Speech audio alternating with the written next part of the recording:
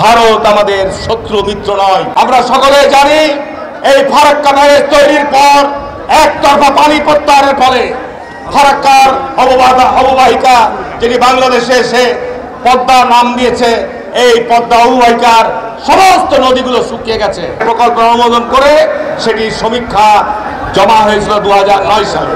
বন্ধুরা আমার, তারপরে ক্ষমতা এসছে ভারতের দালাল, ভারতের গোলাম শেখ হাসিনা আছেন, এবং এই তারপরে সমীক্ষাটি চলে গেছে অন্ধকারে, এই সমীক্ষাটি চলে গেছে ডিপ ফ্রিজে। আমরা চাই ভারত যেহেতু আমাদের সঙ্গে বরাবরই স্বাধীনতার পর থেকে বিবাদসুলভ আচরণ করে আসছে, শুধু ফারাক্কার পানি নয়, বাংলাদেশের অভিন্ন নদীগুলো থেকে পানি প্রত্যাহার করছে। বাংলাদেশের সীমান্তে একের পর এক হত্যাকাণ্ড ঘটিয়ে চলেছে।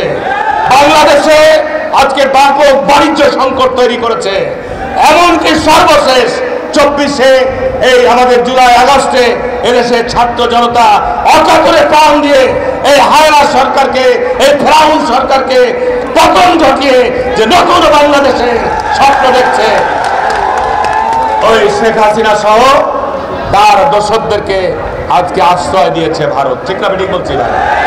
আমরা চাঁপাইনবাবগঞ্জে আমরা তারেক রহমানের কাছে বলেছি, আমাকে দায়িত্ব দিয়েছে আমাদের 3 এমপিকে, আমরা বলেছি নবাবগঞ্জ থেকে এই দাবি নিয়ে আমরা যাত্রা শুরু করব, এবং এই যাত্রা আমরা উত্তরাঞ্চল থেকে দক্ষিণাঞ্চলে আমরা নিয়ে যাব। এই যাত্রাকে রোডমার্চ করে নিয়ে যাব এবং জনজাগরণ তৈরি করব।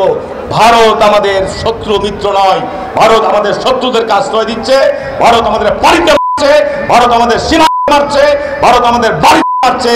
সুতরাং আমরা বাংলাদেশকে স্বনির্ভর করতে